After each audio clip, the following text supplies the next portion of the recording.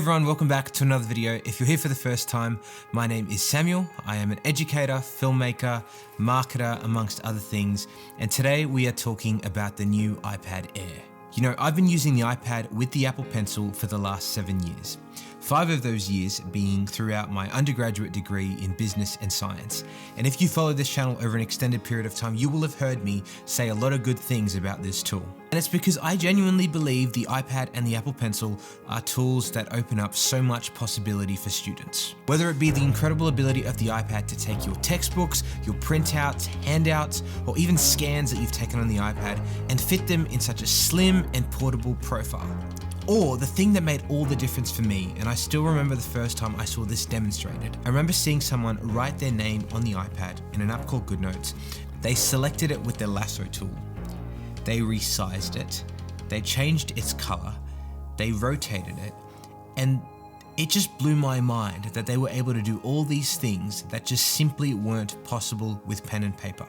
The most simple yet significant example of which being the ability to press undo and remove a mistake. It almost feels like magic when you do it for the first time. I remember comparing it with the frustration I felt when I took notes on paper, because you make mistakes, you run out of space, things don't look as good. And as someone who is disorganized and lacks structure in the way I organize things, I would often lose my handwritten notes. And to have a tool that just contained all the materials I needed in my science degree and business degree in one place, that had all these other capabilities. I think what makes it so impressive is, as a tool, you don't really need to say much about it. Just seeing what it enables you to do in terms of note-taking and how it amplifies that aspect of creative thinking in learning when it's given to the right kind of student, that speaks louder than anything else. Apple's iPad line has been strong for many years. To this day, I am still able to use my 2018 iPad Pro with Apple Pencil, and it still meets all my needs. But these new iPad Airs, I reckon they are the most compelling case Apple has made to students looking to get their hands on the iPad for the first time. And that, my friends, is what we're talking about in today's video.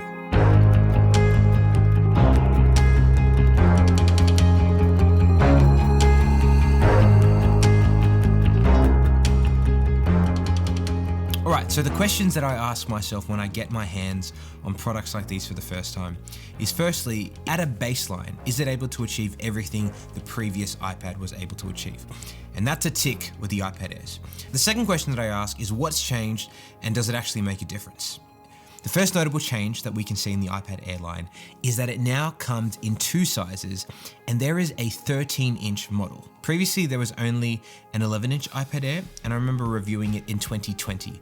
But one of the things that's kept me away from the Air previously was the fact that I've always preferred the larger screen that's found on the 12.9-inch iPad Pro. To see that the iPad Air has come in the larger size, I have loved using the 13-inch iPad Pro over the last couple of weeks.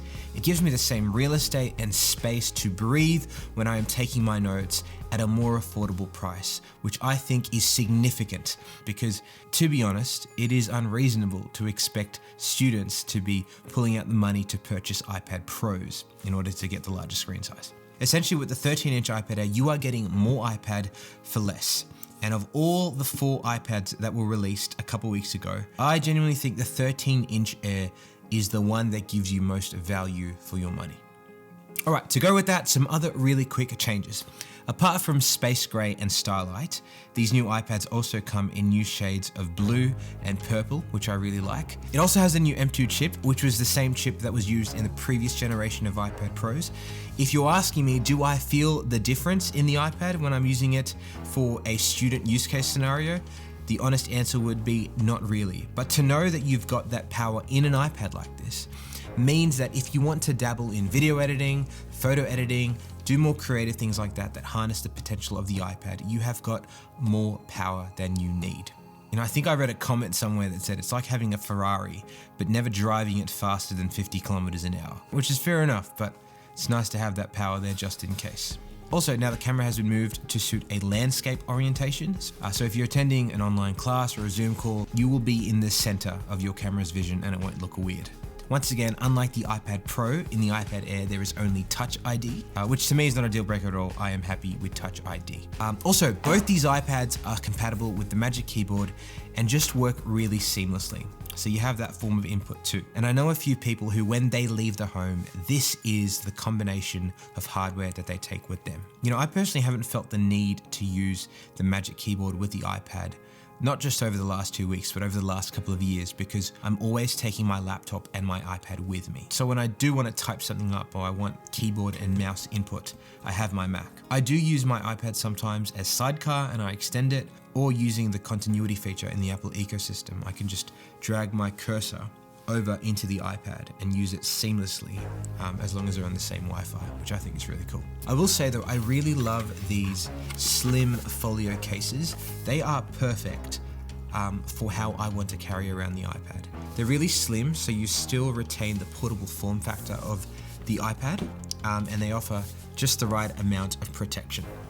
And they look good, so that's a bonus. Oh, and they also have a new set of adjustable angles with their recent update, which means you get a really nice steep angle, which you can use for content consumption if you're watching a video.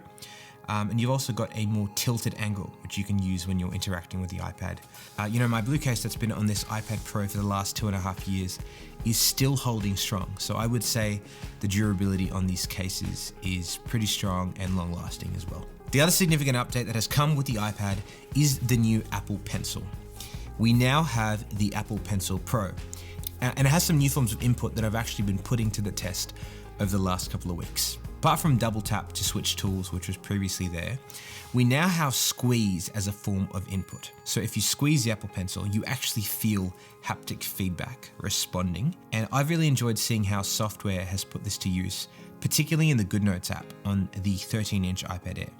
So when you squeeze the Apple Pencil, what appears is this palette in GoodNotes, which is essentially a floating toolbar that appears wherever your pen is. But the small convenience this adds to my workflow was actually noticeable. When you've got such a large screen, the ability to quickly access some of your tools and make quick changes actually saves a bit of time. And I can already see myself changing my habits and how I interact with the app and be more productive. I'm keen to see how other apps build on this further and whether the squeeze function can be customizable to do something you want it to do in a particular app. There's also barrel roll. And after testing this out, you know, I honestly feel like this is a feature that's more for those who are inclined to using artistic tools on the iPad. But, you know, in GoodNotes, if you're looking for a realistic experience with the fountain pen to play around with, perhaps to incorporate some calligraphy into your note-taking, there's a new pen tip flatness adjustment that allows you to adjust the flatness of the pen tip and as a result make use of the barrel rotation to get that fountain pen look. I did also play around with the Apple Pencil in the Apple Notes app, and when you hover your Apple Pencil over the Apple Notes page, you can actually see a digital shadow as you hover your pencil over, which is interesting. Once again, not a significant impact on how I use the iPad as a student, but it's cool and really impressive to see the things that are just possible with software these days. You know, one of the things to note is Apple still sell the previous Apple Pencil, and that is because the new Apple Pencil Pro is only compatible with the 4 new iPads that were released a couple of weeks ago. So if you have a previous generation of the iPad prior to 2024, the features that I just mentioned that are on the Apple Pencil Pro are not compatible with your iPad. So as a result, I've been getting questions from students asking, you know, should I upgrade my iPad so I can make use of these features? And my honest response to that is, if you currently have an iPad and you are happy with it, and by that I'm referring to its performance, the size of it, and its battery life, I don't believe these new Apple Pencil features warrant an upgrade. However, if you're at a stage where you are looking for a new iPad, or you're just getting an iPad for the first time, these features just add more value to that value proposition. I'll come back to that question again about whether you should upgrade again at the end of the video. I've also been asked if I have any concerns with the quality of the hardware of this iPad. Generally, I would say in terms of the build, the speakers, the screen, the display, everything is just excellent and well built. Coming back to my 2018 iPad that I keep referring to, I have thrown that around my bag, my laptop sleeve, and treated it quite roughly, sort of like a textbook that you throw around over the last couple of years, and it's held up well. And I think these iPads are very much able to withstand the chaos of a student backpack. However, when I do put my critical lens on, the one thing that sticks out to me as an area of improvement is the lack of 120 Hertz as the refresh rate for this display. Now, for those of you who don't know what I'm referring to there, I'm referring to the refresh rate of the screen. On the iPad Air, the screen refreshes at 60 frames per second. And on the Pro, the screen refreshes at 120 times per second.